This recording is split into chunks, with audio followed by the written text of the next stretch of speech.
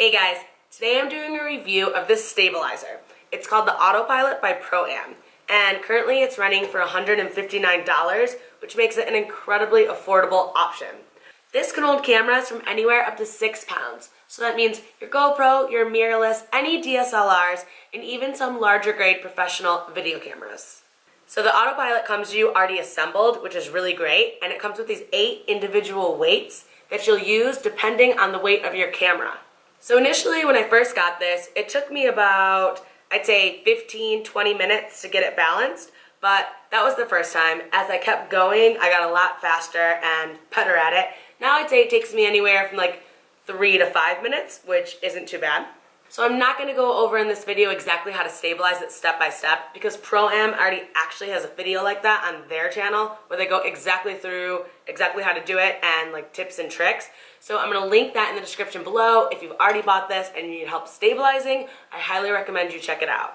So the first thing I'll say before even going out to use this thing is that it feels really sturdy. Like it feels well made. I'm not going to drop it and break it, which is really great. All right, let's put the camera on it and let's go do some tests. So here's footage of me walking slowly with my camera handheld, and now on the right is the same walk using the Autopilot. And here's me walking quickly, and here's running. So the footage is definitely a lot better. You can see how it's eliminating that camera shake. But as you can probably tell, it still seems to be swinging around a bit, like I'm having trouble keeping the horizon line steady. And this is actually a pretty normal thing when you first start using stabilizers, because there's definitely a learning curve. The more you practice with them, the steadier your footage will become. But when you're first learning with a new one, you tend to get things like this swinging until you really get it down. So the best thing for this, of course, is practice. But there's a couple tricks that you can do to get good footage right away. One, make sure you're walking the appropriate way with your knees bent and really trying to keep your upper body as steady as possible. Also, I think one of the biggest things is add a moving subject to your shot. When it's only the camera moving and everything else is still, you can really see every little movement. So look at this footage I shot, and you can see, there's no camera shake because the stabilizer is eliminating that, but I'm definitely swaying a bit, and it's noticeable. But now look when I add in the moving subject. Now to me, this looks great. I really don't notice the camera's moving in any unwanted way. It just seems to be following her as she walks. Now this is some footage I shot a few days later after I had practiced with the Autopilot a bit more, and as you can see, it's already getting way steadier.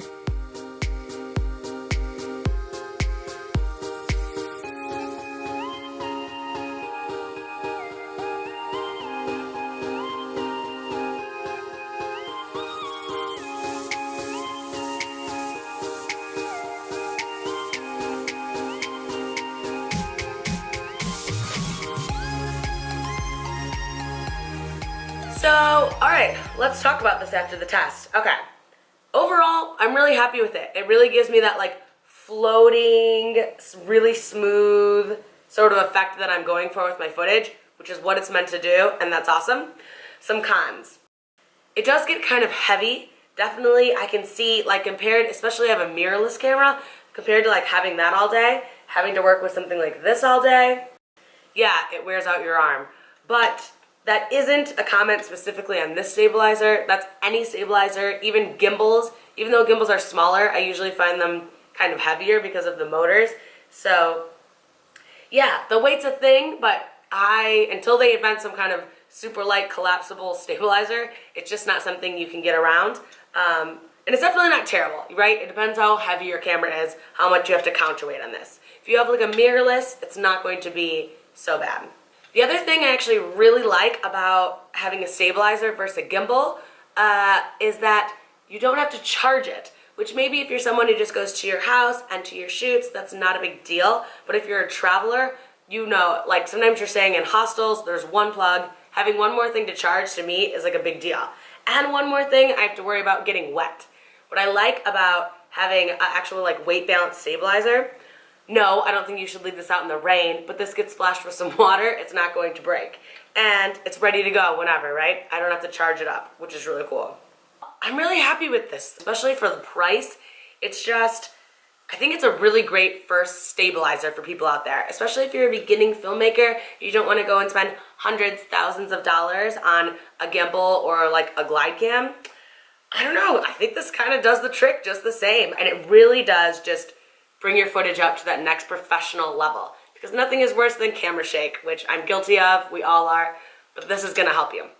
And although I showed you raw footage today because I really wanted you to just see what it looks like just with this stabilizer, I always recommend adding stabilization effects in your editor. So if you're using Final Cut, Adobe Premiere, whatever, you should be able to add in all of those some kind of stabilization. It really gives it that like extra polished, floaty look that we're all going for.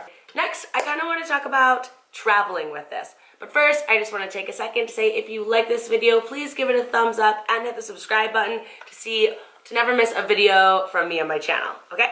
So, let's talk about traveling with this. It does, sold separately, come with this case. This case is really nice. It's slim, light. It has a ton of padding. It's going to keep your stabilizer safe. But I'd really recommend this if you're a person who stores all their gear in their house and then takes it to a shoot, then can go back home. This is great, right? This is not big, this is easy. But what if you're someone like myself who's a travel filmmaker? I travel the world with only a backpack.